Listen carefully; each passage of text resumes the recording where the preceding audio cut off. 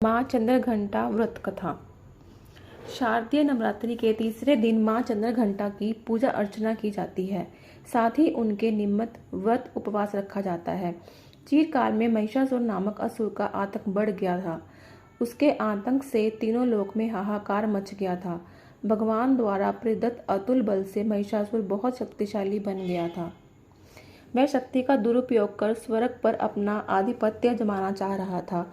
इस प्रयास में वह लगभग सफल भी हो गया था। उस समय स्वर्ग के देवता भयभीत हो उठे। स्वयं स्वर्ग इंद्र नरेश भी चिंतित हो उठे। महिषासुर स्वर्ग का सिंहासन पाना चाहता था। उस समय सभी देवता ब्रह्मा जी के पास गए और उनसे सहायता मांगी। ब्रह्मा जी बोले, वर्तमान समय में तो महिषासुर को परास्त करना आसान नहीं है। इसके लिए हम सभी को महादेव के शरण में जाना पड़ेगा। उस समय सभी देवता सबसे पहले जगत के पालनहार भगवान विष्णु के पास गए और उनसे सहमति लेकर सभी महादेव के पास कैलाश पहुंचे। स्वर्ग नरेश इंद्र ने आप बीती महादेव को सुनाई। स्वर्ग ने नरेश इंद्र की बात सुन महादेव क्रोधित होकर बोले, महिषासुर अपने बल का गलत तरीके से प्रयोग कर रहा है। इसके लिए उसे अवश्य दंड मिलेगा। उस समय भगवान विष्णु और ब्रह्मा जी भी क्रोधित हो उठे और उनके क्रोध से एक तेज प्रकट हुई। ये तेज यानी ऊर्जा उनके मुख से प्रकट हुई। इसी ऊर्जा से एक देवी प्रकट हुई। भगवान शिव ने देवी माँ को अपना त्रिशूल दिया।